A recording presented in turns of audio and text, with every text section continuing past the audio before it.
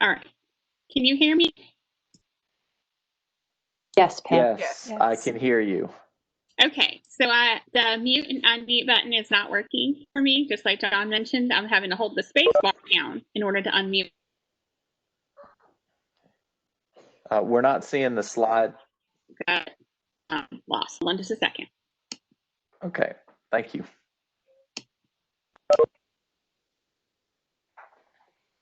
You should be seeing the screen now. Can you see it now?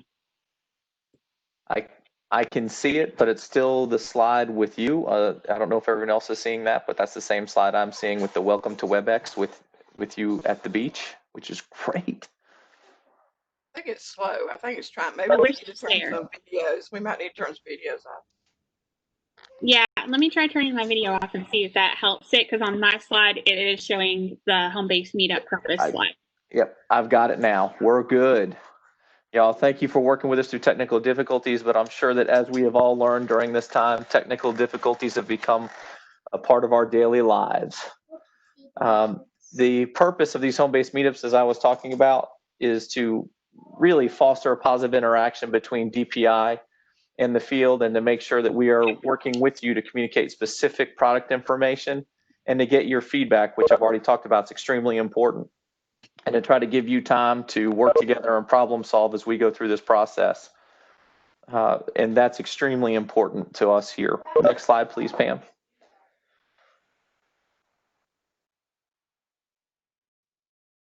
And I'm gonna go ahead and turn off my video too to see if that helps.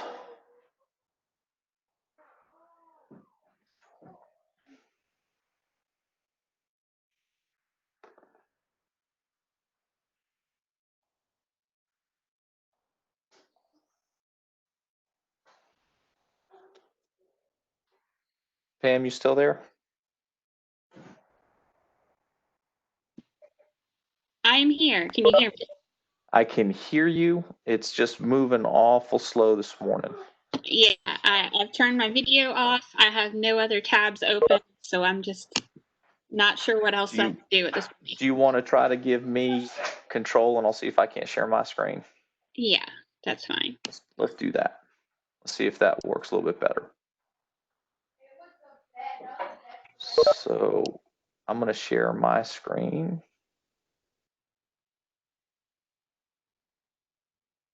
Can everybody see my screen? Yes. Everybody good? Okay, good. Thank you. All right, we'll see if this goes a little bit quicker. Please, somebody keep me posted as to if you can see. I'll let you know when I shift screens, just to make sure I'm shifting. One thing that we have changed our format just a little bit. The home base meetups, you're going to have an opening session, and the welcome from the advisory may come in the opening session, or it may come in the product session. Our goal is to have somebody from the home base advisory team, which I feel is an extremely important piece to the home base puzzle, because they're kind of the board that guides us and makes sure we're kind of moving in the right direction. So they'll give you a good welcome, and then you're going to get updates, both these home base updates and then any updates that the product managers have. And then we're going to start offering, in most of these home base meetups, we are giving you training, helping you understand those products better. As a result, we're going to start giving a 0.1 CEU credit once you attend a 1-hour training at the home base meetup. Now, part of that, in order to get that training for CEU, you'll have to provide feedback, a feedback form at the end of the training, and then you will get a certificate PDF that is sent to you where you will have to enter your name and say that you attended today. But we think that this is a very beneficial way to make sure there's constant professional development going on in the field, and it's a way to make sure that we're providing you a CEU credit that we were not providing previously. We have the agenda there at the bit.ly at the bottom of the screen, so please feel free to click on that, or if one of my folks could drop that in the chat, that would be fantastic. Everybody see this next slide? Did it transition well? Yes. Okay, great, thank you. So here this week, we have Schoolnet today. We have Power School tomorrow. Tomorrow you can get a double dose of home base. You can go to powerschoolandlearning.com, and you can then go to Canvas on Thursday, and then on Friday is Go Open. And I know Pam is also near and dear to Go Open's near and dear to her heart. I think Go Open is an excellent resource that continues to grow every day, and we think it's a fantastic time to come and share everything that's going on with Go Open and what you can do with it. So that is the schedule for this week. And again, they're all 10 to 12 with the exception of learning.com on Wednesday. That is 1 to 3. Hi, Rob. I have a quick question for Sure. you, James Doherty in Davidson County. If there's a session that we forgot or haven't registered for yet, like Canvas this Thursday, can you just click on that link and go, or do you have to pre-register? I'm going to ask, I believe in most of these you have to register. I think the Canvas link you would click on and it would just send you into the meeting based on the way that that one is. Yeah. So if you click on that link, it should tell you, yeah. So I think you'll be fine on Thursday just to click on that link and jump in. Good to go? All right, moving on to the next slide. As you can see, we are planning on virtual schedules for the entire 2021 school year. We're currently meeting in September. We will meet again in November, then February and April. There are pros and cons to this way. One of the biggest pros is that when we meet virtually, you're hearing one piece of information on one day, and that piece of information doesn't change as it goes through the week, which sometimes happens when you're in front of people talking for 4 straight days. As also everybody gets to hear the same questions and the same answers, and I think that that is a huge benefit to the virtual format. Unfortunately, the biggest con to this format is that we can't see you, we can't interact with you, we can't kind of be in the different regions across the state, which this team really enjoys getting out and being a part of what you're doing out in the field. But please know this is our schedule. I do want to point out that home base is not on our own little island. We are a part of the digital teaching and learning, and that we have put fantastic resources out there for you to take advantage of. So I just want you to remember that all those are available, from the North Carolina Remote Learning Resources and Information to the digital teaching and learning homepage with Dr. Wren, who is our director, who's doing a fantastic job, and also our Lighting Our Way Forward, our resources through the COVID-19 pandemic that we've been working diligently on to put out. I think that the entire DTL team, from home base to the consultants, are doing a fantastic job trying to give you the resources that you need in a timely manner with the responses. So I just want to remind you that that is out there, as well as our home base website is there for you to have the resources for home base that are necessary with all the products that we have. So please visit the home base website if you have questions. Please feel free to look here first and then contact us for any information you need, because we are here for you and to help you. There are some home base changes I wanted to make you aware of. This is kind of the passing of the torch, and this is the first one of the passing of the torch that I have great things to announce. Pam Batchelor is on here and Cammie Nairn is on here simply for the fact that they are still here. They're still with us. They still do a great job. Pam Batchelor's focus will now be Canvas and Go Open NC. And it used to be her focus was Canvas, Go Open, Schoolnet, and Imagine Math. And Schoolnet, as you can see over to the direct right, John Mayers is now going to work with Schoolnet as well as continue his role with the professional learning team. And we're very excited to have John in that role. We think he's been doing a fantastic job and think he's going to do real well with Schoolnet. Cammie Nairn used to have Nisus and Learning.com, and she will take Nisus. And Audrey Long, direct across from her, our education program specialist, will be working with Learning.com and those districts that are using that program. And Dr. Carmela Fair, this is a really good thing that's kind of happening in DTL and home base are one unit. We are the same division and we work well together. And Dr. Carmela Fair, with her math background, will bring great things to those folks that are using Imagine Math and able to help them with Imagine Math.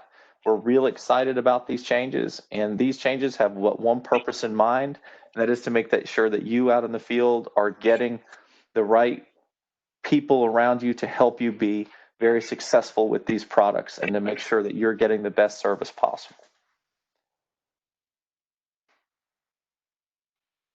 And then lastly, we are very important we want to make sure that you are keeping up with the contacts and make sure that we have the right people and we are contacting the right people. So please make sure that you are reaching out, making sure we have the right people who are listed as the right home-based contacts. We look to this list frequently. We make sure that the emails are going to the right people. We review this constantly. So please make sure that this is updated and correct. And then Cammie, are you on, Cammie? Yes. I'm going to go ahead and let you take over since this is your product. If you would just like to give some folks some updates about this, please. Yes, we're very excited. Dr. Robert Stocks in Educator Support and Dr. Kim Simmons have created this COVID 2020 guide page on our NESIS Google site. This is to help the teachers and the evaluators of the teachers with how to evaluate in blended environments and remote learning environments.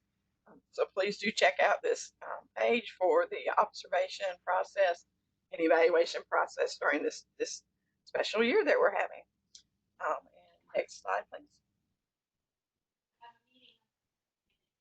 And Audrey's on, but I can talk about this one. So learning.com. Audrey, did you want to talk about this? Okay. Hello, I'm Audrey Long. As of August 10th, we went live NCDPI and learning.com, and with the NC remote instruction sequences for both the teacher and students, showing the grade. It shows the grade level and the digital skill specific sequences for the students. So when you get a chance, we appreciate it if you go out there and check that out. Thank you, Audrey. Back to you, Rob.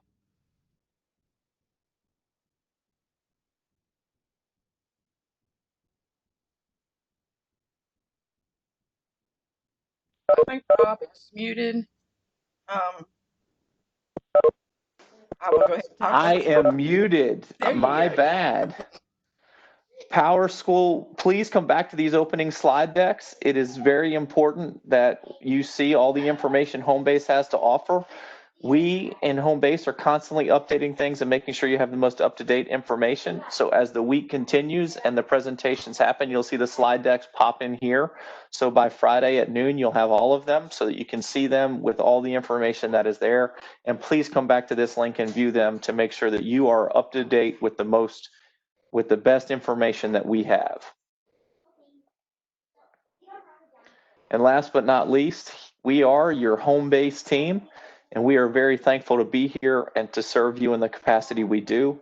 And just know that our number one goal is to make sure you get the best service you need. So I appreciate the time. Pam and John, thank you very much for giving me the opportunity to speak this morning, and I look forward to seeing everyone out there either virtually or face-to-face soon, and stay healthy. Thank you. All right, thank you. I'm going to try this one more time and see hopefully if WebEx will allow me to share. All right, do we see my screen now? Yes. Awesome. All right. Hopefully things will get better now. On a wing and a prayer. Amen. All right. Are the slides transitioning okay? They're moving much faster now. Can you just click one up and come back just to make sure? Yeah, they're moving good now. Okay.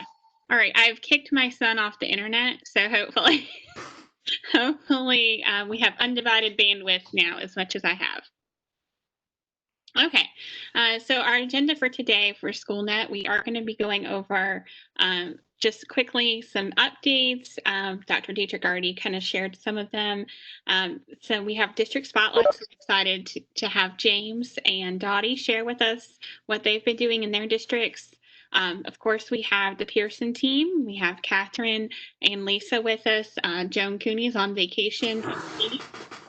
We hope she's having a great time, hopefully staying out of the water since it seems like it's a little bit crazy with the hurricane swells. And then we're also going to have some time for that networking and feedback. So just to let you know, in the future, as Dr. Dietrich mentioned, we are going to have our home-based advisory members start to have a welcome and an update in our home-based meetups. But I did want to let you know who your home-based advisory members are for Schoolnet. I'm sure there's some familiar names here. And I think Dawn is on the call, and I'm not sure if Danny, Jennifer, Sheena, or Lanisha are on the call. Good morning. Hey, Dawn, how are you? Doing great. Glad to be here. Yes, we're glad to have you as well.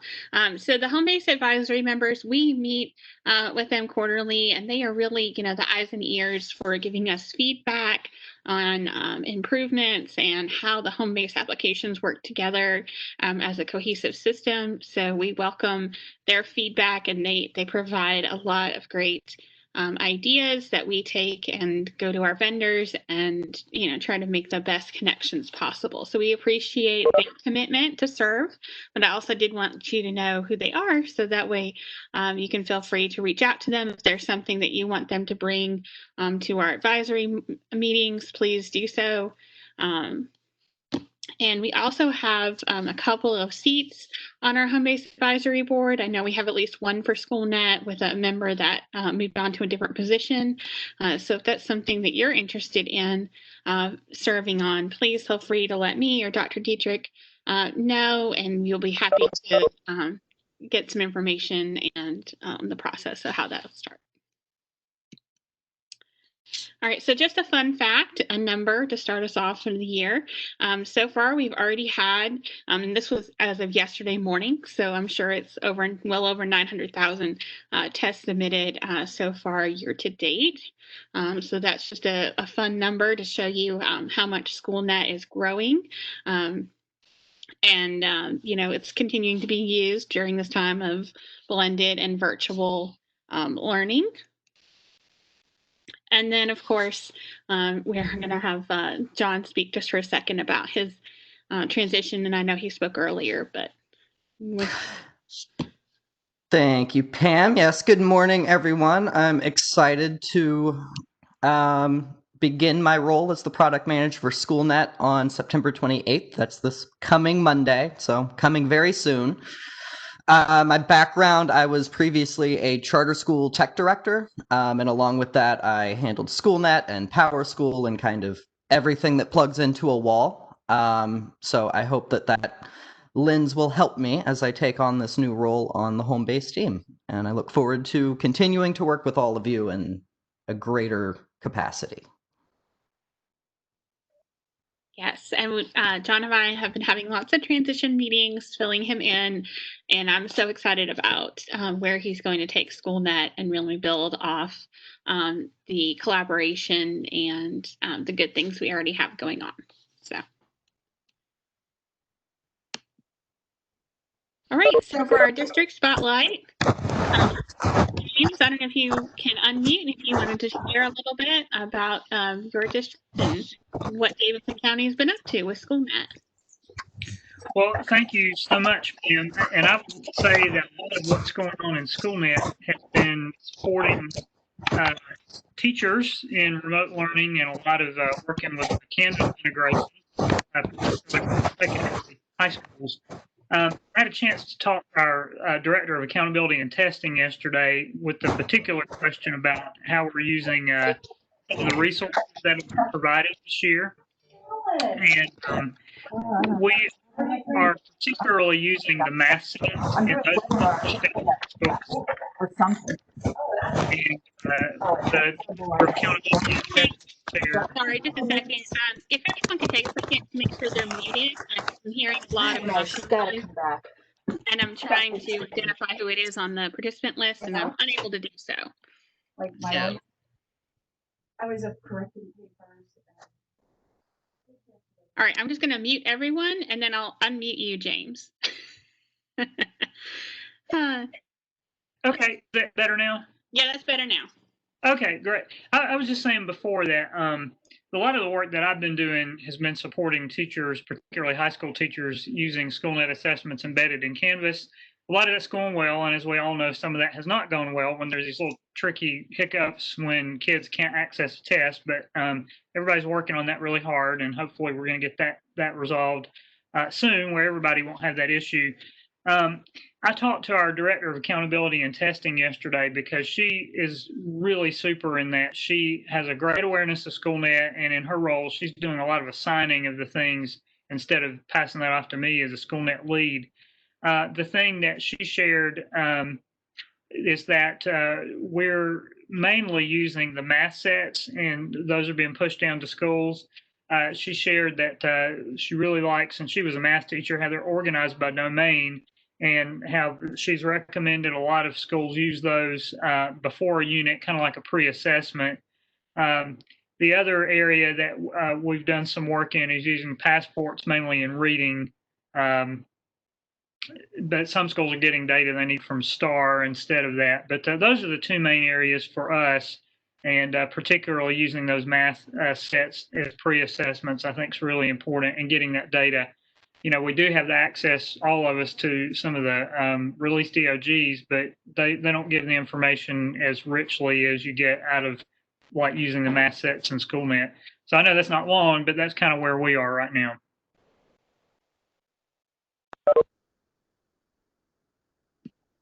Thank you, James. I appreciate you sharing. And Dottie, I know you had some technical things you're working on earlier. Were you able to join? Are you able to unmute at all, or?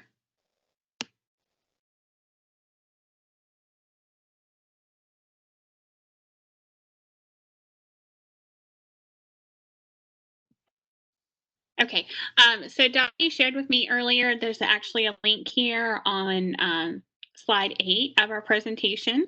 So Dottie has a new role in her district. Congratulations, Dottie. And she's been working on building some science diagnostic pretests. And she, if you click on this link here, it'll actually take you to a Google Doc where she shared some of the things that they are doing in Caldwell County with the science diagnostics. And so feel free to look at that and reach out to either Dottie or James if you have more information. And I see Lindsay has a question in the chat. And so we are new to passports this year. And how will the data be shared? I know some districts were entering check-in data into Schoolnet. Is that possible with the passports? So we are new to the passports too, Lindsay, this year. So we're going to have to, I'll take that one back to Catherine and Joan and see what the process is going to be. And if it is something that we can import into Schoolnet similar to the check-ins data, we'll let you know. Does anyone else know with Lindsay's question?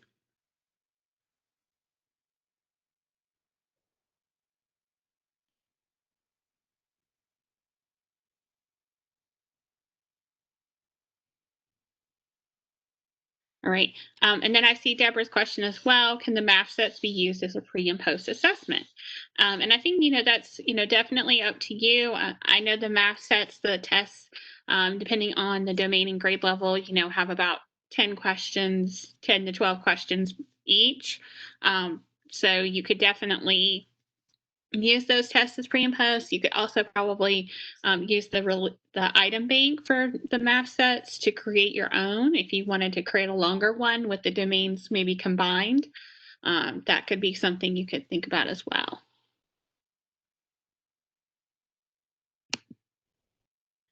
All right, so at this point, I'm going to let Catherine and Lisa introduce themselves first because we haven't had a chance to hear from them yet this morning. And then Catherine's going to start with some content updates for Schoolnet.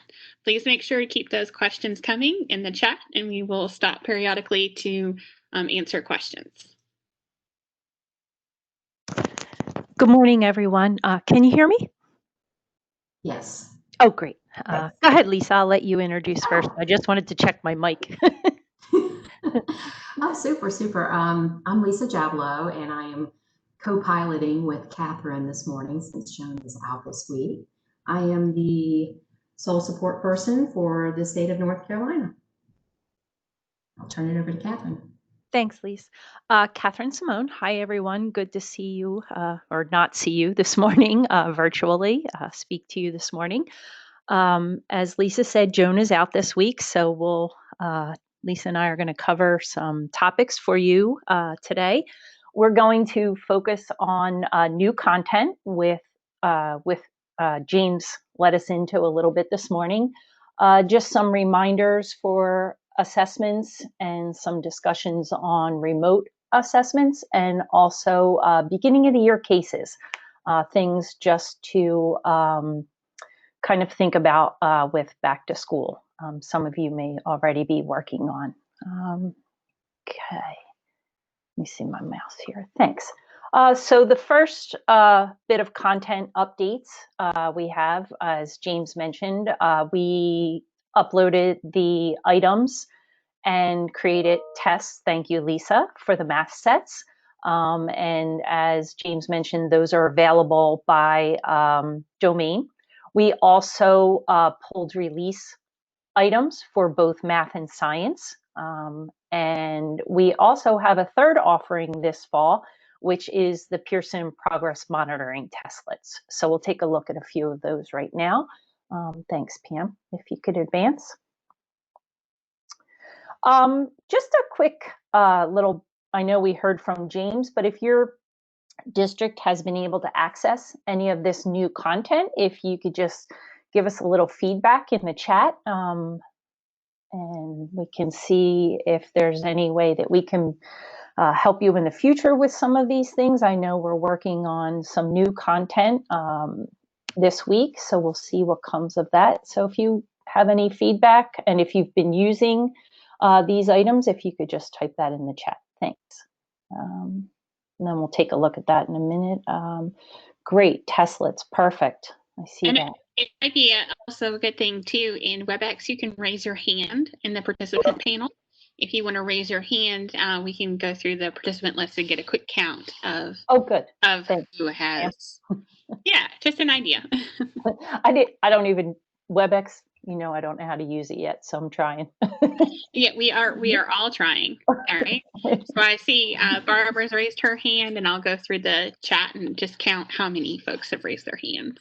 Okay, super, thanks. You can advance the slide, and then I'll talk about some things while they're raising their hands and providing feedback. So if you haven't taken a look yet, these are just the counts of what we have available. For the math set items, there are 346 items. The release bank was previously available, so you had that there. From the math set items, we created 34 tests aligned by grade and domain. The release tests, there are 8 math tests. As Pam had mentioned earlier, these are a little bit longer, or James mentioned, I'm sorry, these are a little bit longer, approximately 40 questions. We also have 3 science tests. The math and the science release tests are aligned by grade. The science, the last one is biology for high school. The technical aspect of it is that all of the tests are recommended to districts. So I'm going to show you, hopefully show you that in a minute if I'm able to share my screen. Someone with leadership, assessment manager in your district leadership, will need to pick up the assessment from the assessment dashboard under recommended test, and then you can assign them either to students directly or recommend them to teachers to assign. Just a side note, all of these tests have copy restrictions on them. When we had our initial discussion for the math sets and the release test, we were looking to see basically how popular they were, and if this is something that districts would be interested in the future. So I am pulling just number of tests submitted, similar to that first 8 million you saw on slide 6, just to see popularity of these assessments, and you know, looking for some options to provide some future content. So Pam, you want to give us an update of the hands raised? I can't find that on my screen. I'm so sorry. No, you're fine. So if you go to the participant list and you hover over your own name, there should be like a little hand that you can raise. And so I'm looking right now, and we've got 4 hands raised, but I'm sure there's more than 4 people on this call that are using this content. So, Okay, great. If you want to advance to the next slide, we'll talk about. So the Pearson progress monitoring testlets that I spoke about, there are 118 testlets. And again, these were also recommended to your districts. I know the release and the math sets strictly focused on math and science. So for our ELA people out there, these progress monitoring testlets may be an option for you. Math is aligned to grades 2 to 8. The ELA is grade 3 to 8. The ELA comes in 3 forms. So there is a low, moderate, and high reading complexity levels. And there are also beginning of the year, middle of the year, and end of the year sets for these, for both reading and writing.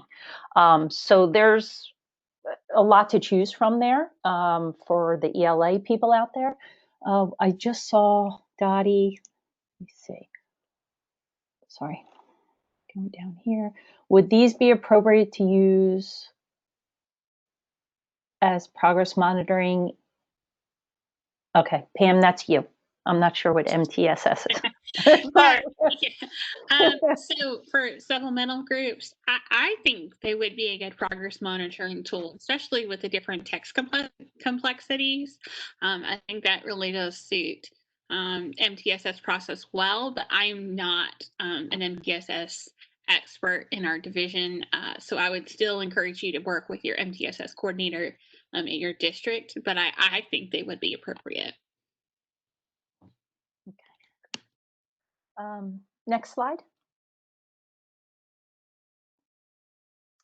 Okay, so just a little bit, if you have not looked at these yet, way to access them. If you have district leadership, you are able to go to the under assessments, assessment dashboard,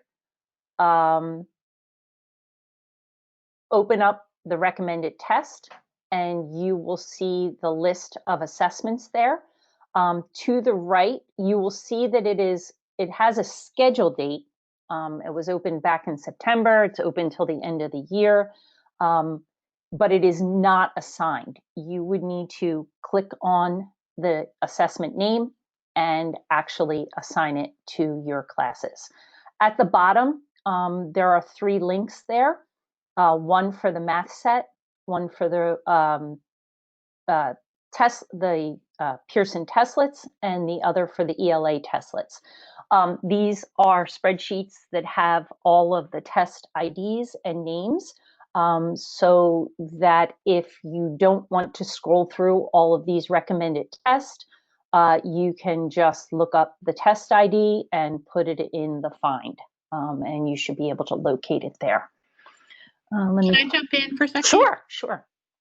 So I just want to say, we apologize for putting more work on you guys, but there was no way for us in the system to go ahead and push these on out to teachers. And we also didn't feel like that was necessarily appropriate because we wanted you at the district and charter school level to be able to decide how you wanted to use these tests. So there is a little bit of explanation there. And I also wanted to point out that if you do not recommend the tests or assign them, they will pretty much be invisible to your teachers. So just a note that, your teachers are probably going to hear at least about the math sets because I know our testing and accountability department has been very helpful in getting word out about these and being available in Schoolnet. So if you haven't taken the time, haven't had a chance to go in and recommend or assign the tests, please, think about that, because these tests are there and we hope that they're useful for teachers, but we do want to give you that background information about how they come. And I also created a video explaining for the map sets how you can go in there. And so you either recommend or assign. You don't do both. Correct. So recommend is if you want to recommend them to the teacher, and then it's up to the teacher. They will see them in their recommended tests where they can assign it to their classes. Assigning takes that step away from the teacher where they don't have to go through the assignment process. It will come up, as James pointed out in the chat, in the upcoming tests section, and they just really just need the passcodes and the students go and take the test. So just an FYI, you either assign or recommend. You don't do both.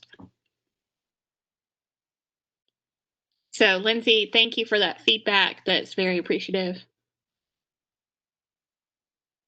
So my video, Jason, goes through the process of recommending and assigning. Yes. So, and I can find the link for that and send it out as a follow-up too, and add it to the slide deck. All right. Thank you. Not at this time. Bulk recommend.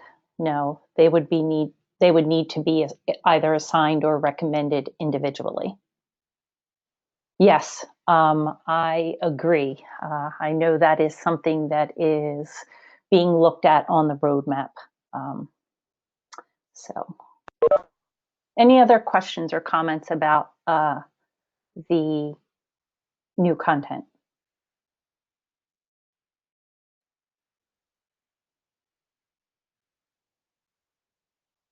Sure.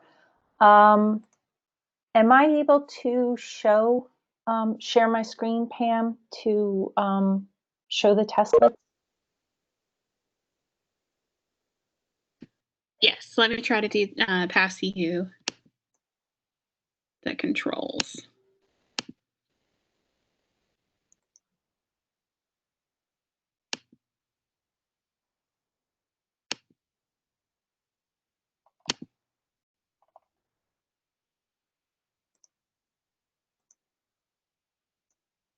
Okay. Is that, I need to share my screen, right? I just tried this Yes. before. Try this again. My entire screen. Share. Were you going to bring up the Test? Yes. You were going to bring up the brochure? Yes. No, I was actually bringing up one of the tests I have open on the screen. If you can see it yet. Application.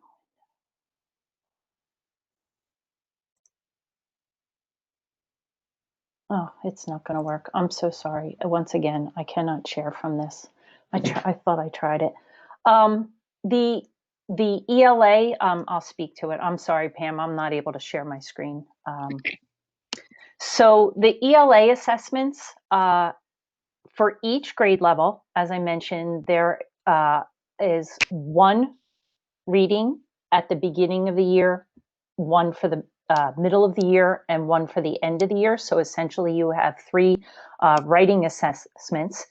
And then depending on the grade level, you have 3 reading assessments at different levels for each administration. So beginning of the year, there are 3 reading, middle 3, and end of the year 3. And the 3 reading are based on a low complexity level, moderate, or high complexity level. They are approximately averaged around 20 questions with a 2 to 3 passages, depending on the grade level and the complexity level. The items were modified by content experts. They are Certica-based questions originally, and then pulled in, as I said, by standard and also by the text level. Does that help? Let me see, who was that asked that question? That was a little bit back. It does. Okay, sorry. Catherine, hey, how are you? This is Good, Lindsay. how are you? I am wondering how other districts, what their thoughts are on how they will use the different levels. I appreciate the low, medium, and high, but I'm not sure. We're still debating how we would use that throughout the year.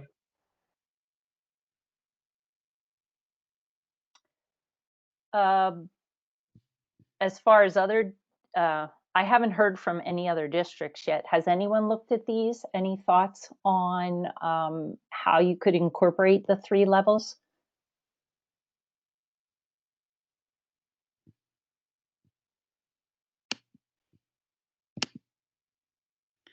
So Jackie added in that it's based on, she thinks it'll be based on the teacher's class and their students. So letting them kind of choose.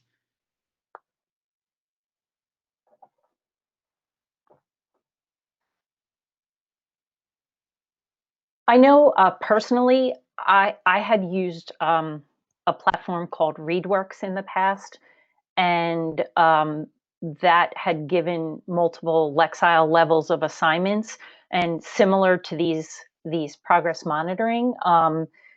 If you were looking to give a beginning of the year assessment and you already had some baseline information on your students, you could then assign either the high, moderate, or low text level,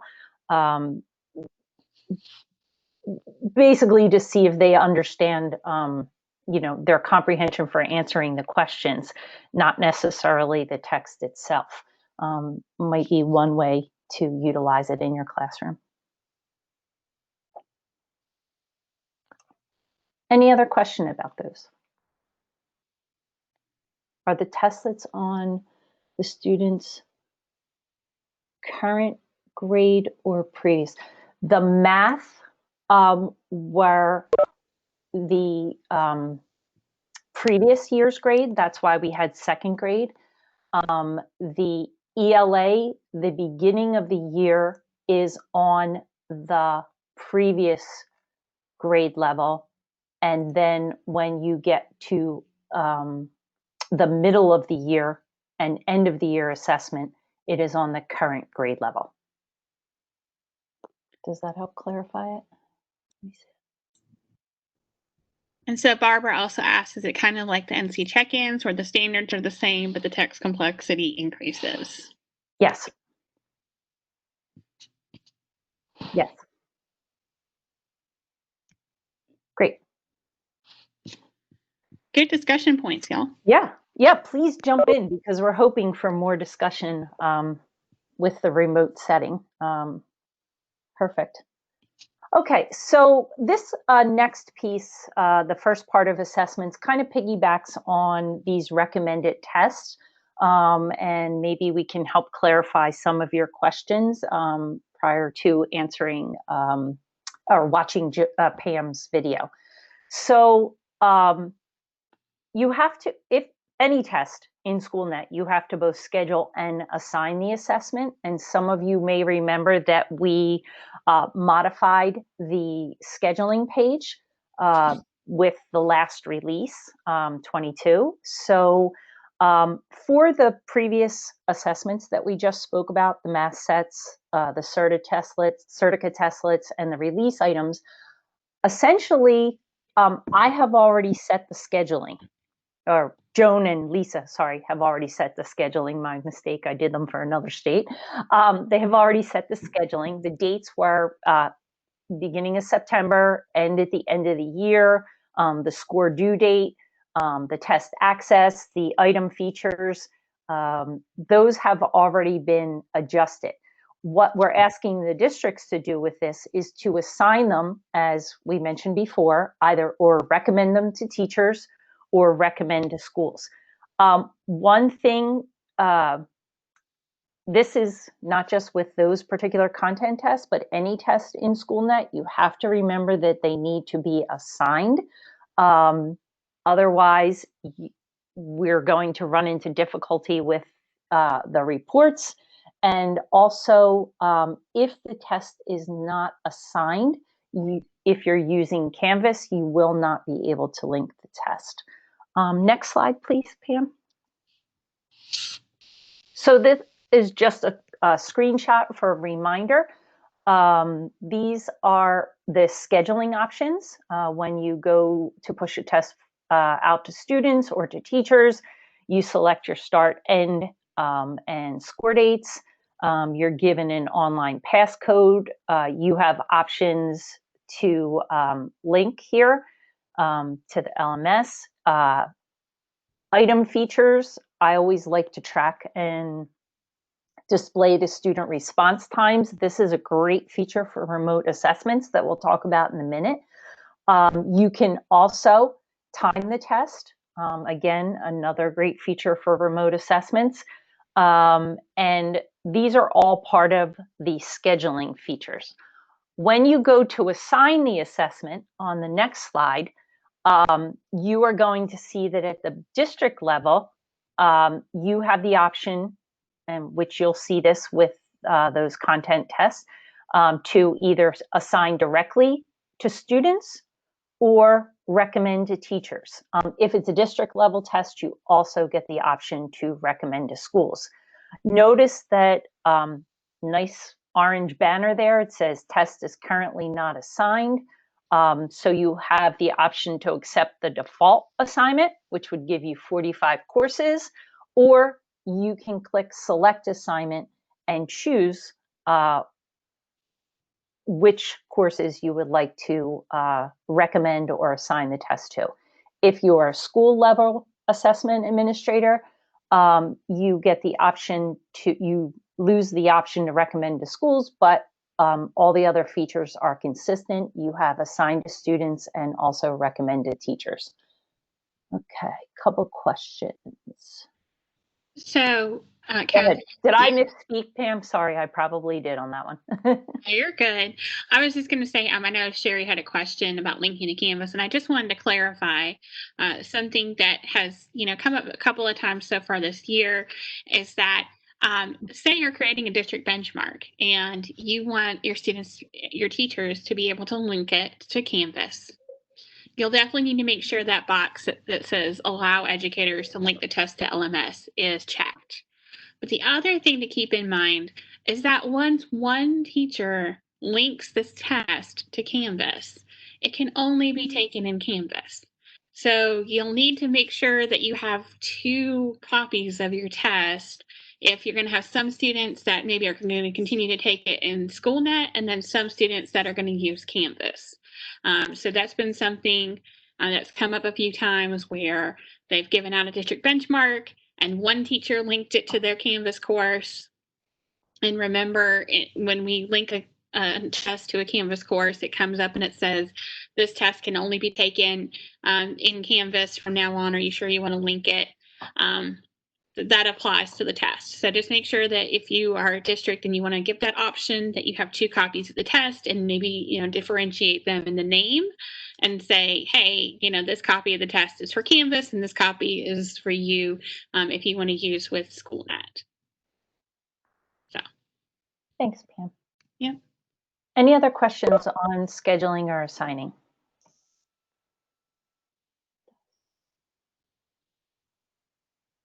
Lisa added that you must assign in Schoolnet before linking the test. Do you know? So Catherine, Deborah is asking if the math and science have read aloud capability.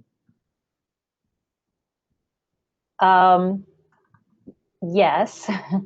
However, let me clarify that. There, as all of you probably are already aware, if there is an image or the equation editor, it is not reading those portions. It is only reading the, we'll say, typed in text of the question. We did not input alternate text for images in those assessments.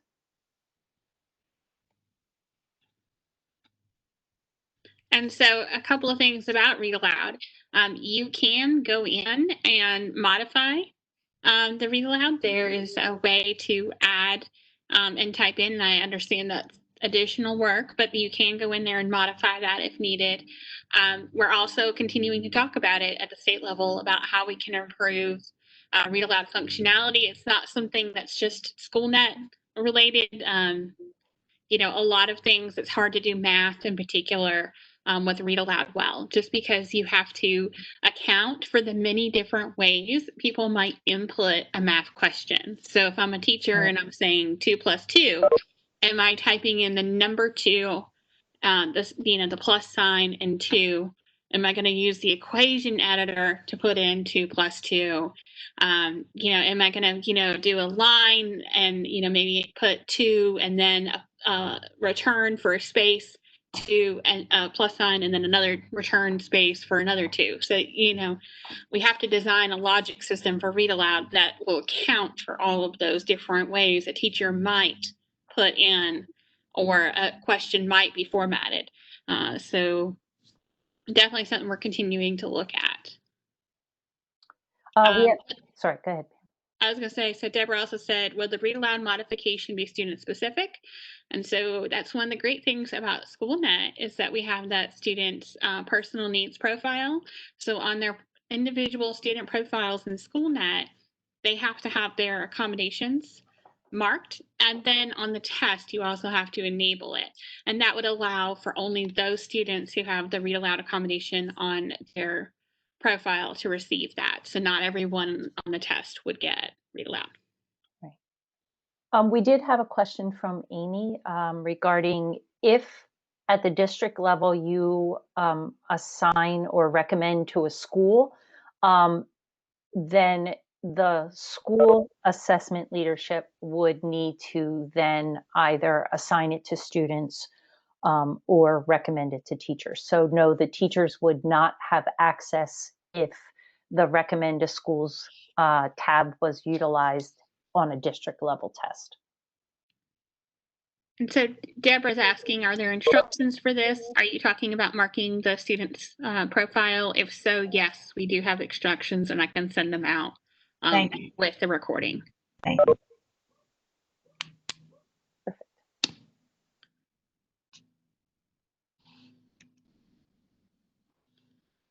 Okay.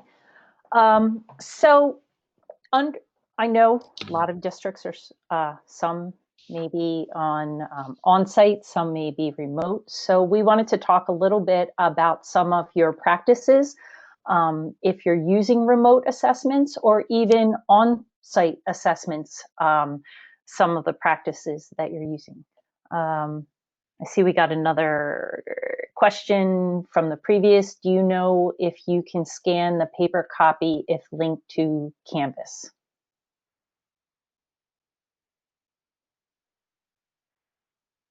Lisa or Pam, can you answer Lindsay's question about the paper copy of a test in Canvas?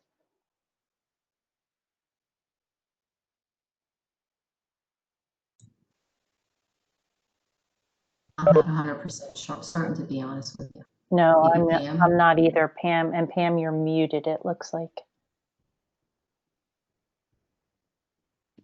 I'm here. Oh, sorry.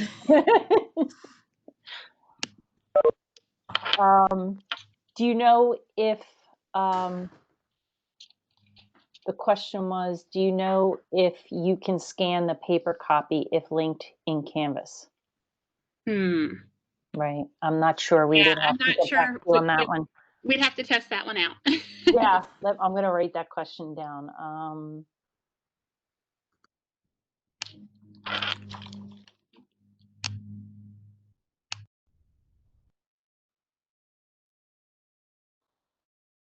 Okay. And I saw two more. If teachers have Schoolnet permissions to share school assessments, would they be able to schedule? If they have, yes, assessment manager at the school level, yes.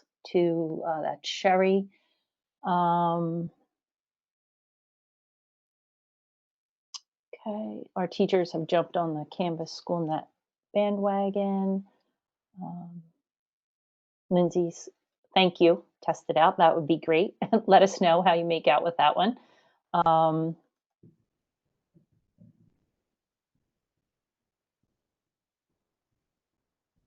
Thank you, Lisa, for those directions. Oh, sure. Okay.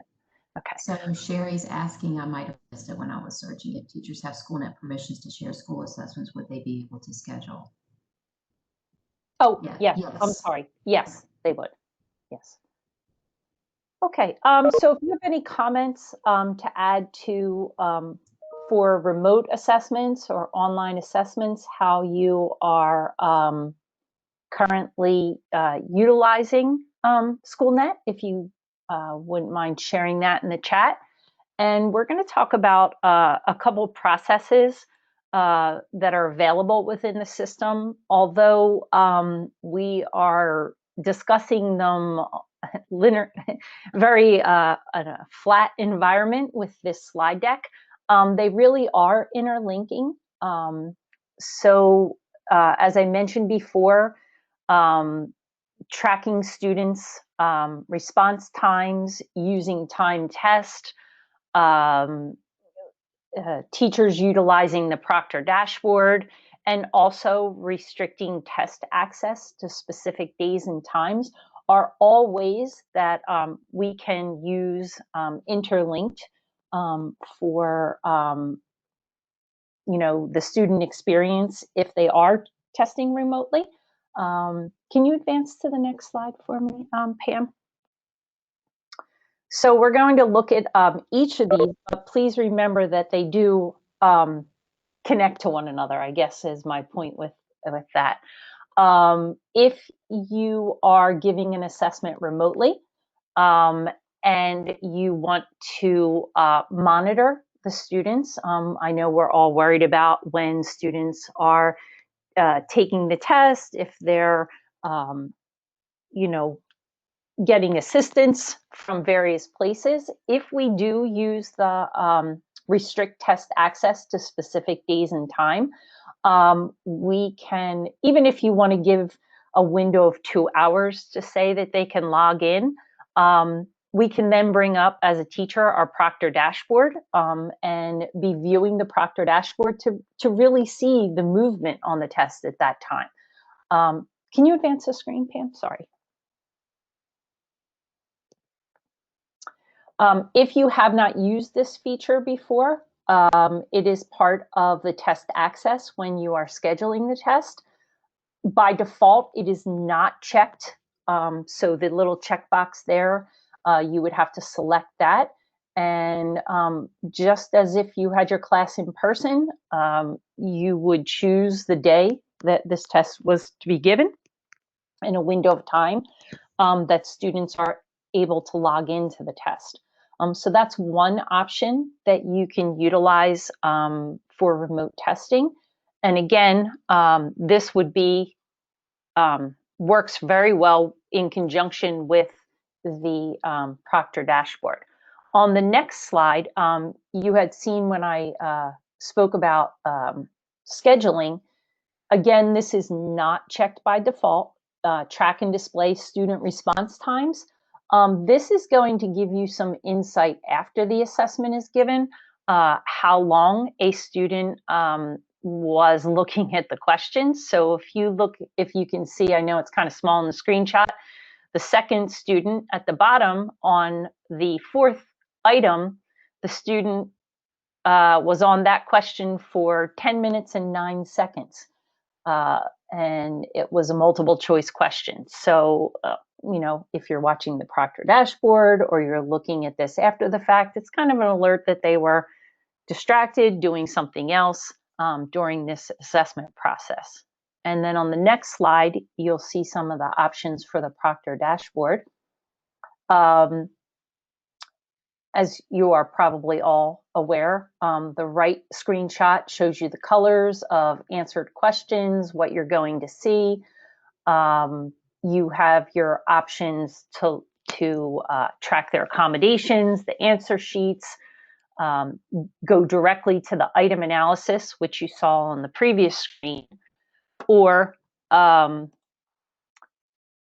when you are looking at the device ID on the left, you can, if the child has submitted as the first student in this screenshot, you can click the resume button on the right if they need to reopen their test, or go directly to scoring from what I call the little pencil under the device ID. A couple questions came up. Where do you select track student response feature? Can you go back to the two slides back? I think it's 20.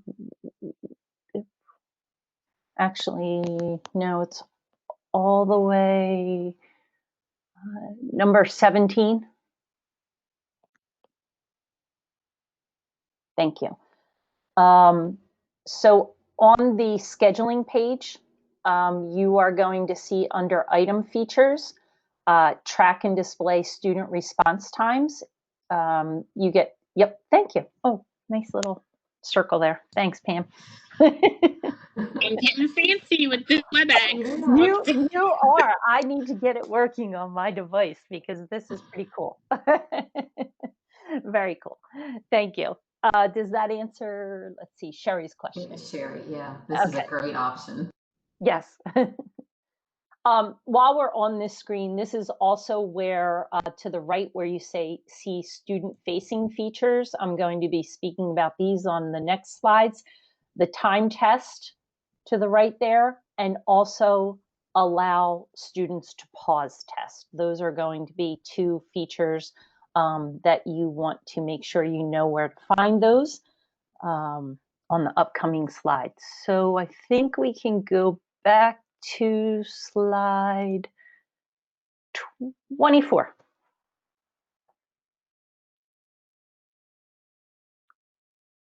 Okay, great. So the next option is the time test. And just a couple things to note on this. If you're going to use a time test, when you as the teacher or the admin set up this test, you would need to select that timed test. It is not set by default, so you need to check that. You're going to choose the number of minutes that the students have to answer the assessment. And if it's very good positive assessment option to allow the students to pause the test. Okay. So when the student pauses the test, they're going to see the bottom screenshot there where it lets them know that their test is paused. So if they need to go back to it, they can resume it, or they're actually finished and they want to, or they're going to exit the test. On the next screen, you're going to see some of the pieces that the students see when they log into the assessment. They are going to. Sorry, I see a question there. I'm reading. If you allow students to pause the test, wouldn't that affect the time taken to complete the items? Yes, it does. It pauses the timer. It is an option. Just pointing that out. I mean, there's lots of reasons that we may want them to pause the test, but you can not. So by default, it is not checked. So that is something that you would choose to apply to the test. Melissa, I agree. Yes, it does affect the time. So another question from Sherry: if the test is timed, can extended time be given to individual students within the student profile? Underneath the test SNAP PMP, students with accommodations could have extra. Yes. Give that in time as a percentage. So in other words, if they are always to get 50%, then whatever the time test is set up for, they would automatically get an additional 50%. Right. When the student logs in to a time test, they're going to see when they start the test, they're going to see how much time they have for the assessment. Throughout the assessment, they see this timer that tells them the remaining time. And they also get a nice orange warning when they have 5 minutes left in the assessment. Just in case you've never looked at it from the student's perspective, this is pretty much what they're seeing. And then on the next slide, if the test is still in progress, when the timer, this is very important. If the test is still in progress, so they haven't finished their questions, but the timer expires, they're going to see this first warning screenshot that the time has expired and that they must continue to their summary page. So they would need to click continue, and then the familiar page that we all see at the end of the assessment is to submit their final answers. Even in a time test, it is important that the students submit their final answers. Otherwise, we will have to try the next process. So we're remote testing. The scenario is the students have not submitted their final answers. Even in class, we have this happen sometimes where they just close their device, they're finished with the test, or they think they're finished with the test, and they move on. So then we need to force submit on the next slide. Thanks, Melissa. Just checking the questions. So then if it is a district test or school level test, and someone with leadership rights needs to force submit the answers, you can go to the test detail page, which is the screenshot on the right, score test, and then use the online test bulk scoring to force the scores. And you see that on the screenshot on the left there. And in this screenshot, you see that we have 3 students that did not submit their test.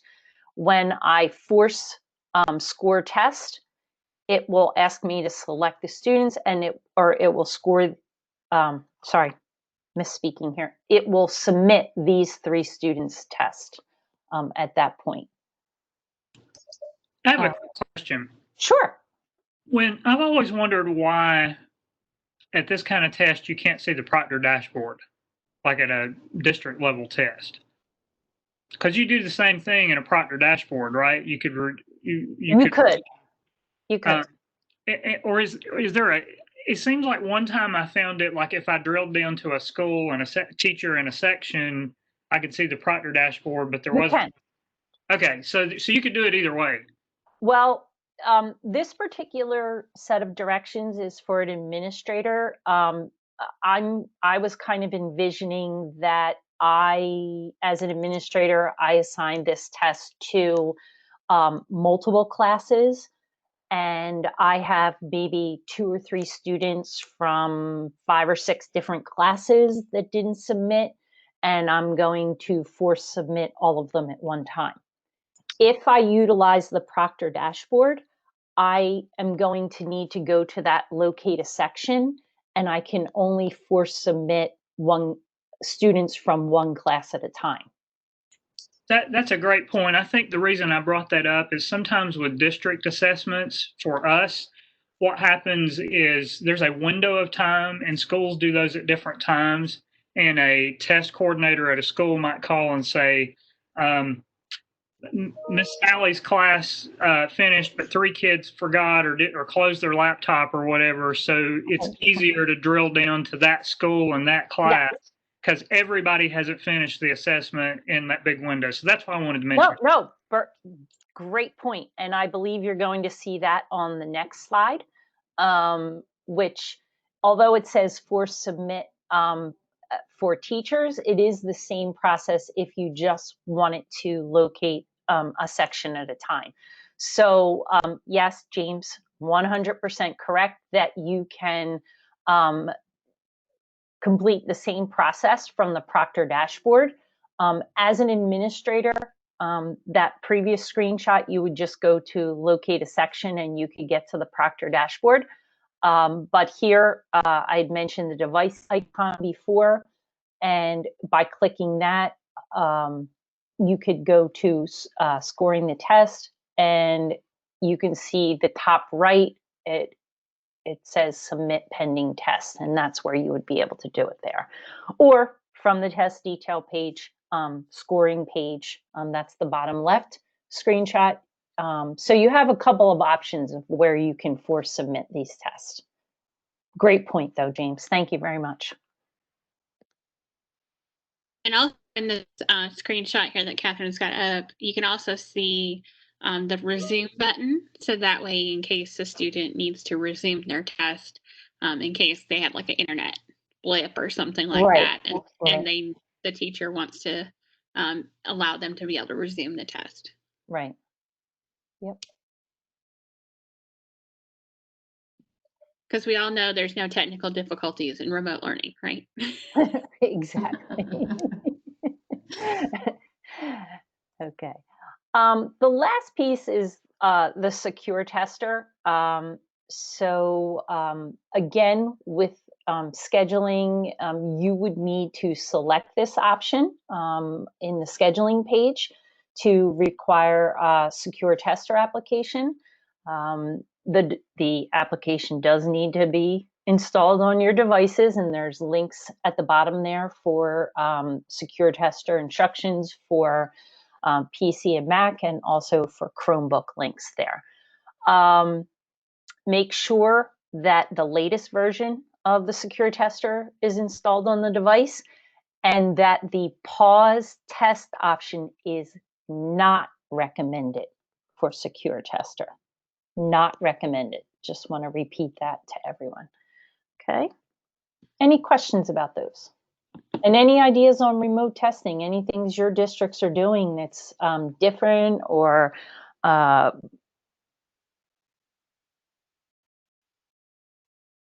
wish would work? Tester work with Canvas. If you are giving the test in Canvas, you can't use secure tester. Thanks, Pam. Yep. So anyone have anything that's working well so far?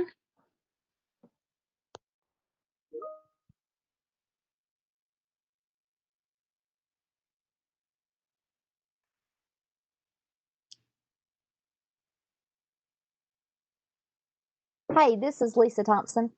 For the most part, I mean, we've just really seen a lot of people getting more Schoolnet use through Canvas, and that that has worked well. Those little tips and tricks y'all have given us has been great. Just the and I'm kind of stumped on, like, if a test score shows up in Schoolnet. So I know they finished the test and there's a score there, but it doesn't show in Canvas. I'm kind of like stuck, like, where do I even go at that point? Like, there's just no test. It doesn't look like they took it in Canvas, but yet it is showing in Schoolnet, and it was a test that was given in Canvas. And, just, I guess we're developing a whole new set of troubleshooting procedures around this. So when the teacher goes to their grade book and looks for that particular assignment, just not a grade for the student? Yes, in Canvas. But when they go into Schoolnet and pull that test up, they see the grade. So that just one's kind of has thrown me for a loop, and I can give you the specifics later on, but that one has thrown me for a loop. And yeah, and then also, I mean, it might also be something to put a ticket in with Canvas as well, if it's not, so we can try to figure out where it's coming from, right? Yeah, I wasn't sure where to put the ticket in, like, you might have to put a ticket in. So. Yeah, you might have to put a ticket in with both, so that way Schoolnet can look at it and verify that everything's working on their end. And then Canvas, is this just like a random issue, or are you having it frequently, or? Sorry. It was just that one particular student, from what I could tell, and that student had not. He's always been a student of ours. He has not transferred in and out. I know that's always the first thing I go check, and have my data manager to check. Make sure there's no transfer issue. I mean, the kid was already taking the test; everything was fine. So, and it's weird, but anyway. Okay. Well, I didn't know like where to even begin. Like I checked it all and exactly what the teacher said happened. But I would love to develop more strategies of what to do next. right. And so just a couple of things from the Canvas side I'll speak to that we've had some kind of quirky things happen. So some things that you might want to think about and eliminate, making sure the student's Canvas account was created through your transfer between PowerSchool. We've had a handful of students, mostly at like early colleges, where in anticipation of getting the student working in Canvas, they created a Canvas account manually. And then when the sync happens overnight, it created a duplicate account for those students. So that might be one thing. I'm not sure if that happened there, if this is just something else that's random, but that has happened and caused some issues. Also, the same thing with staff accounts. So if you create a teacher manually and then the overnight sync with PowerSchool in your Canvas instance happens, they could get a duplicate account and then have issues with grades transferring, all kinds of things. I see a couple of questions in the chat. So Sherry's asking about Secure Tester. Could be used. It can be used remotely. The caution is you want to make sure that it's been installed on the device. So if your district has maybe sent home Chromebooks with every student and you know that the Chromebook Secure Tester app has been pushed to all those Chromebooks, then yes, you can use Secure Tester remotely. The big thing to think about is the making sure it's been installed and then also making sure whatever network they're using doesn't have like a firewall that blocks, because some of them do. And then the other thing, kiosk mode, Secure Tester is a kiosk mode for Chromebooks. So Chromebooks is a full screen. Yeah.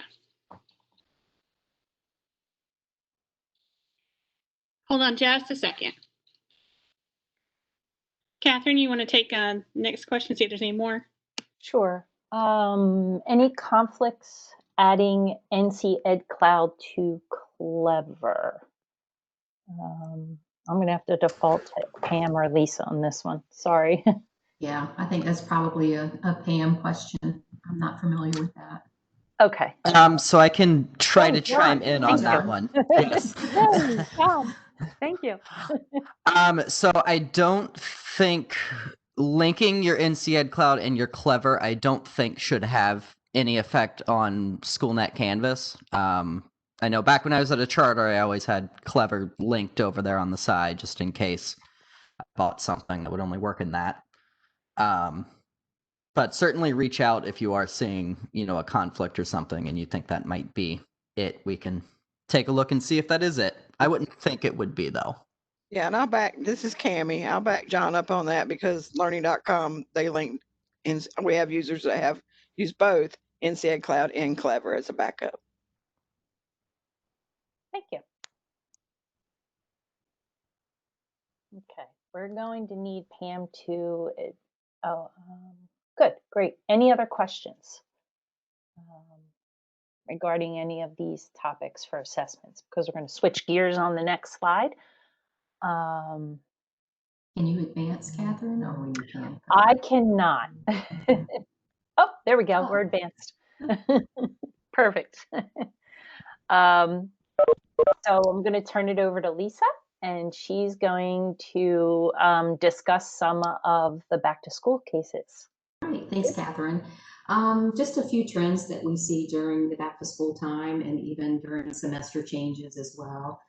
I know a lot of you are seasoned Schoolnet users and kind of know the frequent causes of hiccups, but it's always kind of good to take a refresher and revisit some of these things. So typically, anytime there's a sync issue with the ODS, enrollment dates, calendar setups, and then Pam also talked briefly about some of the Canvas issues that we were having before.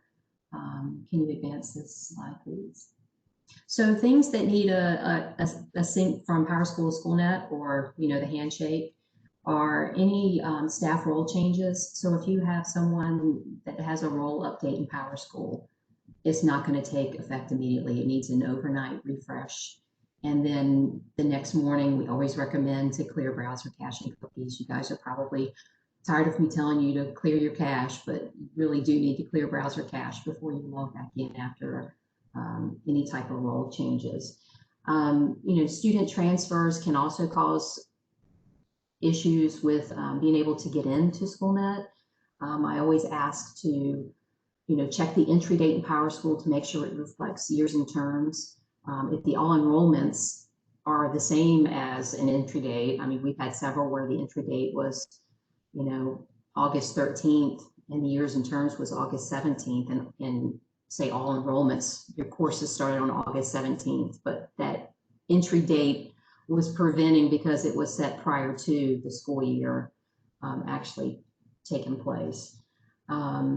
The other thing to just take note of is that if you do have a new student, they are not allowed to access the application on the first day because we need an overnight refresh for those enrollments to actually transfer over to Schoolnet. Next slide. Some other things to look at. In PowerSchool, if a student's missing their full-time equivalency, which is kind of halfway down on that image, if that field is missing, then they're going to show as not enrolled in Schoolnet.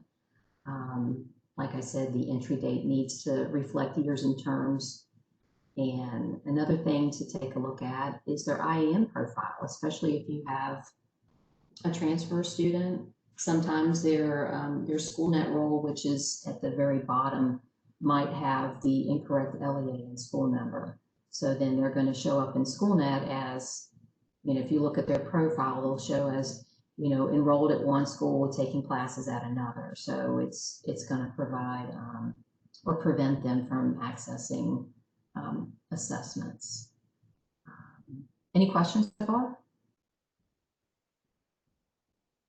Next slide, please.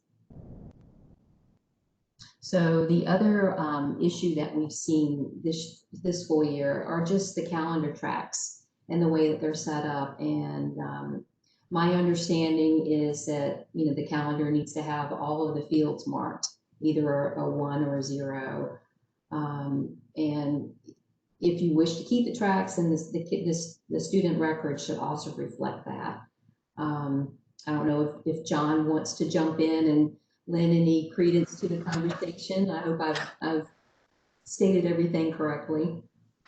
Definitely. Yeah. So, I mean, the thing is just some PSUs were using tracks as a means to track their different remote learning cohorts, which is sort of not exactly recommended, just because if you're going to do that, you have to make sure that, like Lisa said, one, every track is marked in session on your in-session days, and then 2, every student has to have a track assigned if you're going to use tracks.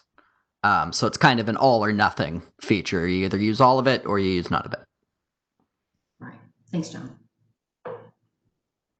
And then finally, the next area is just the Canvas workaround, which I know Pam spoke to earlier. And many of you that have put in support tickets, I did provide this workaround as well. Pam, if you want to add anything extra.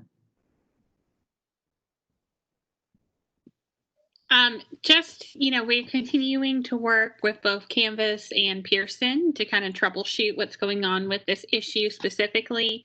It is, a problem that's not affecting everybody. It's just affecting some random students. And once they do the workaround, they no longer have the problem at all. So from a troubleshooting standpoint for both Pearson and Canvas development, this is a really tricky one. If you happen to have a student that has this issue where they're getting an access denied error, if you could reach out to me, I'm interested in kind of trapping another student. Similar, James has been great and Davidson helping us because I have to, I've been requested to do a troubleshooting step, but I don't have a student who's currently having this issue. I'll need their login information, so their UID number and their password. because we're kind of at a standstill right now because it seems to be as everyone who does the work around the issues resolved. Right, and yeah, to Pam's point, we provided the development team with a lot of student credentials, which I know James was providing quite a few, and I think Lori and others were. And as soon as we sent them over to the development team, the students had already, they did the workaround, so they couldn't reproduce the error message. So it's always kind of nice. I know it's hard to ask students to pause and not continue on with the workaround because they want to get their assignments done, but it'd be nice if we could kind of trap it like Pam said. So any other questions or any issues that you're seeing with your students not being able to get into Schoolnet?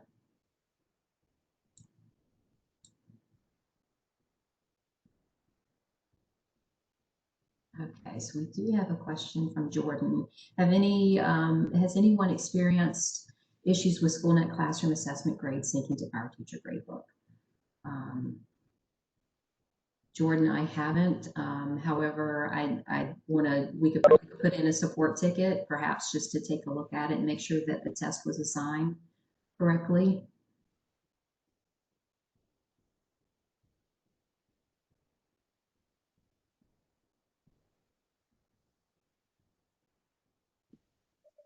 That's been the first thing that I've checked too when people tell me that is making sure that the test is assigned to the sections, because otherwise Gradebook won't know where to put the grades.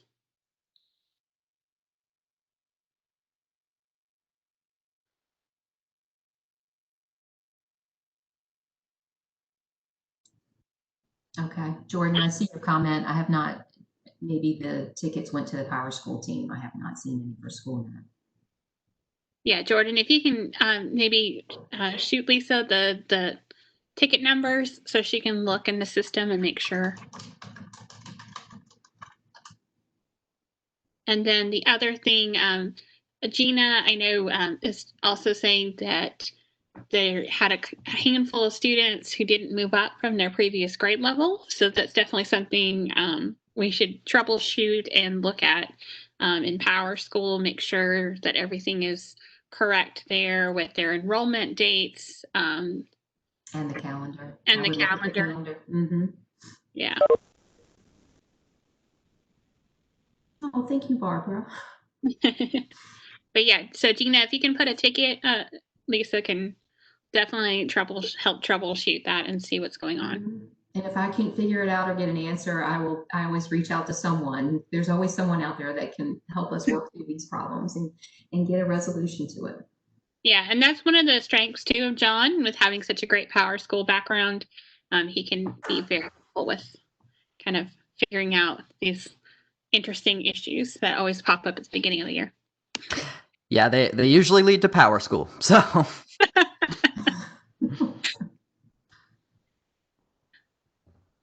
well, thank you, Lisa. We appreciate everything that you do and how you investigate for us. Absolutely. My pleasure. Yep. So Gina, I think I had already given your information to get into ServiceNow. And so there is a link I can send out with the follow-up. I can also send out the instructions for ServiceNow. So there's a link to ServiceNow, and you put in a ticket and you have like two paths once you log in with your NCID. It either says something is broken or request something. You say something is broken and you select Schoolnet and put in the steps. So I'll send out those directions with the follow-up. And if anyone else is on the call is new and also needs access to ServiceNow, you can request access. ServiceNow is our troubleshooting ticketing system for support. So that's how Lisa can troubleshoot issues, is by going through the ServiceNow tickets. If you need access to ServiceNow, I'll also put in the email address. It's Michelle. I'm forgetting her last name, Lisa. Pearson. Michelle Gresham. Gresham, thank you. Michelle Gresham is our contact here at DPI who creates the accounts for ServiceNow, and she'll need some information for you, such as your title and phone number, email address, those kinds of things. But I'll put Michelle's email in the follow-up as well.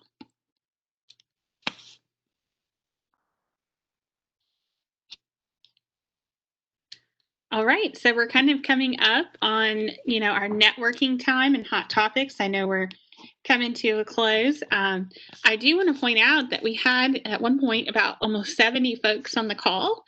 So I'd like to know, is there anybody on the call that's new? This is your first home-based meetup. You can either type in the chat or unmute yourself. We'd love to welcome you officially.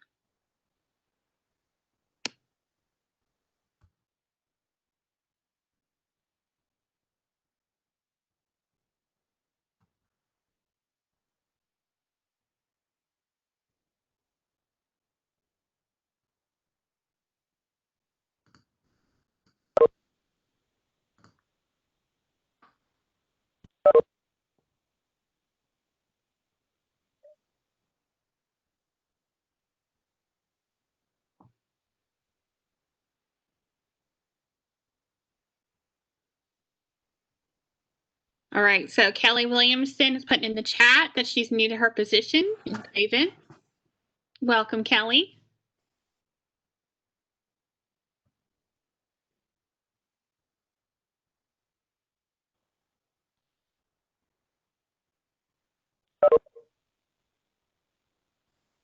Anyone else that's new on the call?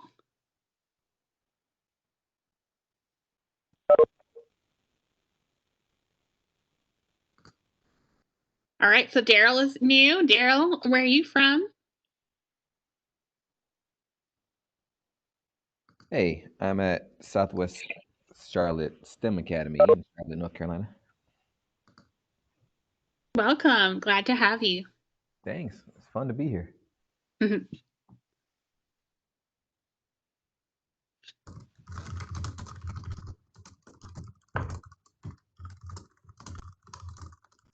All right, so James, is there a registration page for future home-based meetups? So we don't have one right now because on our last home-based meetup in July, we used Microsoft Teams, and then in this round of home-based meetups, we're using WebEx. So those are our two platforms. I'm going to have to make a decision about which one to move forward with, and then we can start making plans for future home-based meetups.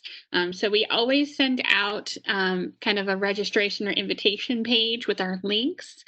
We try to get that out a few weeks before home-based meetups. And then for this particular meetup, I also sent out calendar invites to contacts that I had. So we'll try to keep doing that in the future as well. So that way you'll have something that's on your calendar as a calendar invite with the link. Hopefully that's helpful. Let us know. Also, let me know if you have any preference about whether we use Microsoft Teams or WebEx.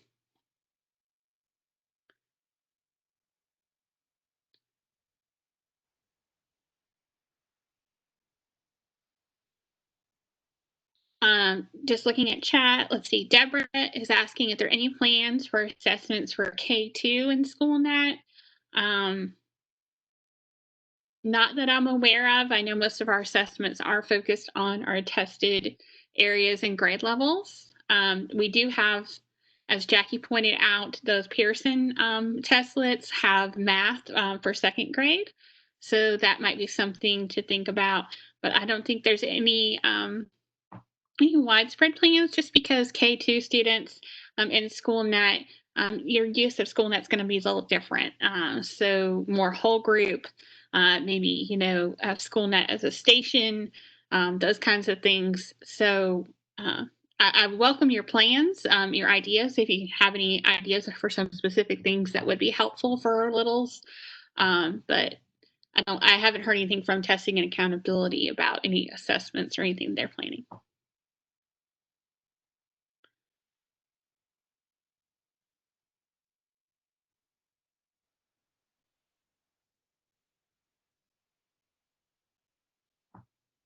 All right, so I see some positive notes about the calendar invite. Yay. All right. we'll try to keep that up.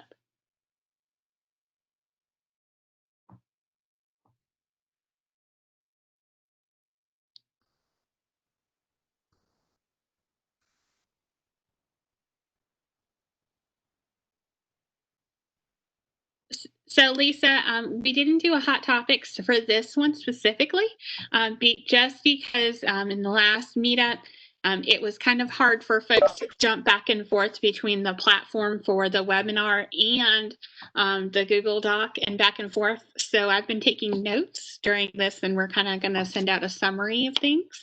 But we wanted this time to kind of be your time interactive to talk about things. So if there's something that you would like to mention as a hot topic besides the calendar sync or the grade sync, please feel free to jump in.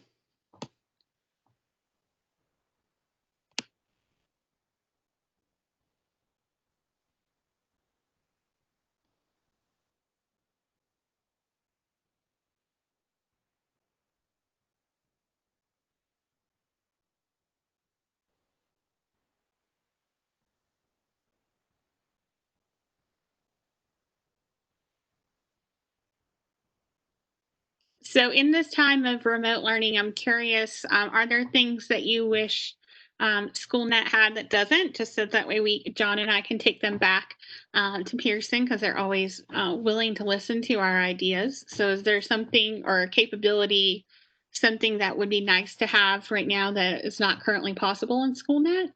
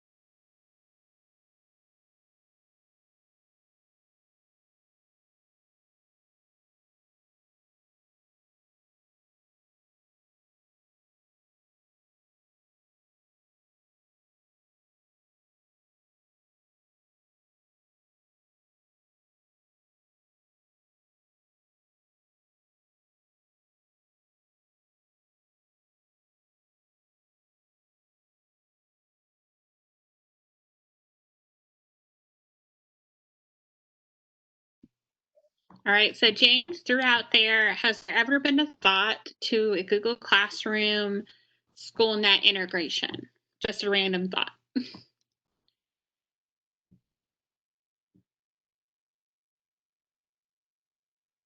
Catherine, have you heard anything from any of the other, because I know you work with other customers as well.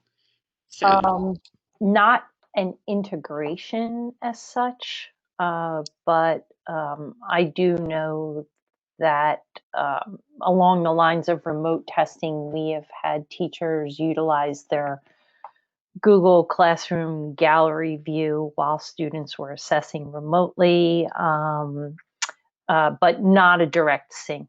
No, not at this point. Sorry, James. So, but that's an interesting point. So, Catherine, so teachers were using like a Google Meet to be able to watch their students take a Schoolnet assessment. Is that kind of what you were doing? And not necessarily watch them take an assessment, but they're basically having a Google Meet session. Students are just like they would in a classroom. They're sitting there taking the assessment, but the teacher has posed it as if you have any questions, I'm here while you're taking your assessment. Raise your hand. I can speak to you privately, or I can answer your question for the class. The teacher can point out if there's an issue with an individual item.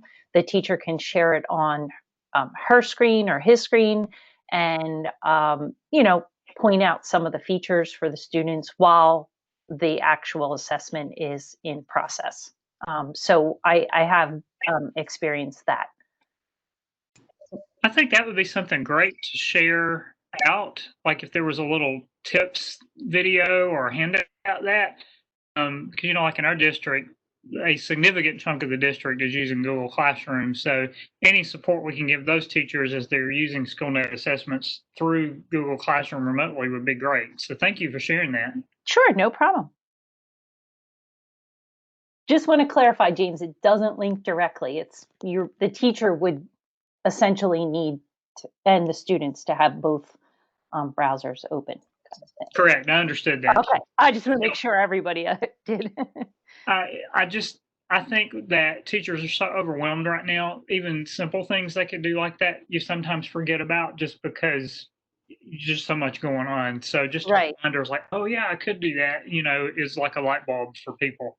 And again, it's not limited in that respect. It's not limited to Google Classroom.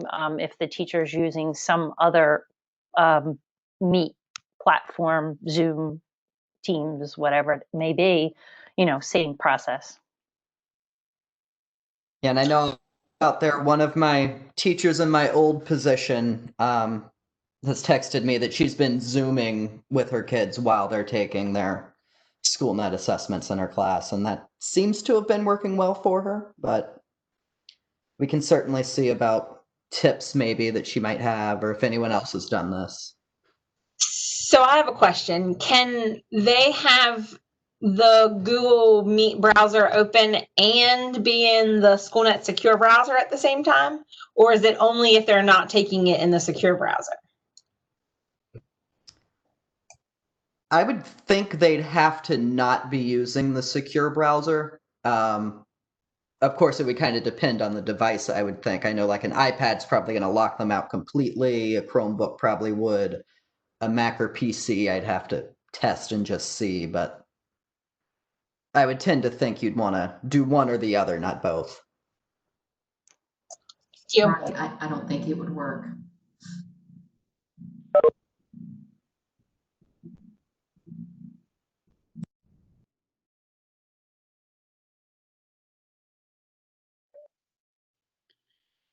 All right, well, we have about 10 minutes left. I think John was going to close us out with the last few slides, unless there's anything else we want to talk about.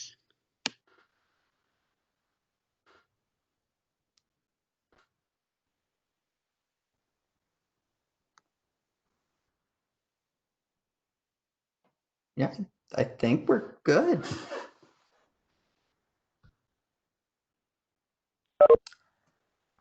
So here is our Schoolnet webinar calendar upcoming. And I did just actually switch out the register links for the September 15th meeting with the link to the recording on YouTube.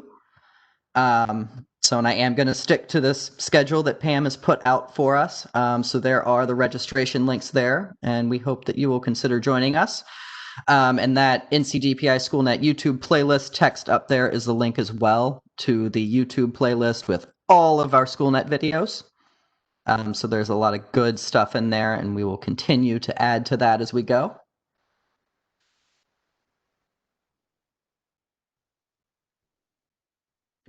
Yeah, just to let you know, for the recent NC Bold conference, I did a session on Schoolnet and blended learning. That went really well, and that recording's on our YouTube channel as well, if you want to set that out, along with kind of to James's point, just some basic tips and tricks for when you're in a remote situation or blended about how you can use Schoolnet. Definitely. And I'll say I thought the creating assessments with items and passages, that first webinar recording, is probably very helpful to teachers, especially if they're just getting started. That might be a good resource to shoot their way. And so now here, last but not least, is our feedback form as always, but a fun extra bonus. As soon as you fill out this feedback form, you will receive in your email a link to the CEU certificate for today's session. So we hope offering that CEU credit is helpful for you. Of course, your feedback will also help us make sure that this is useful for you. Make sure we're doing it right. I'm realizing that's not a bit.ly. I'll drop the bit.ly into the chat for everyone as well.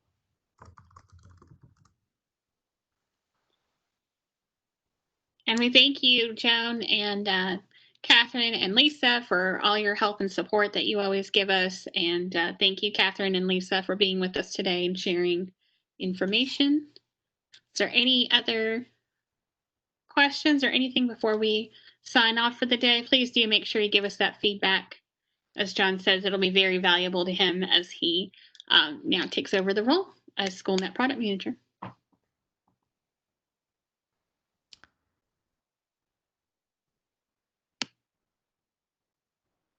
And thanks for the welcome there, James. Thank you all again, as Pam said, for coming. Our friends from Pearson from joining us. Thanks for having us, John. Thank you, everyone. All right, I'll hang out for another minute or two, but otherwise, I hope to see you guys later on. I know tomorrow's meetups is going to be Power School in the morning and Learning.com in the afternoon. And then on Thursday at 10 a.m., we'll have Canvas. And Friday at 10 a.m., we'll have Go Open and See. And so on Friday, Go Open and See is actually open to anybody, not just our admin. So please feel free to share that with anyone in your district that you or your charter school that you would like to learn more about Go Open and See.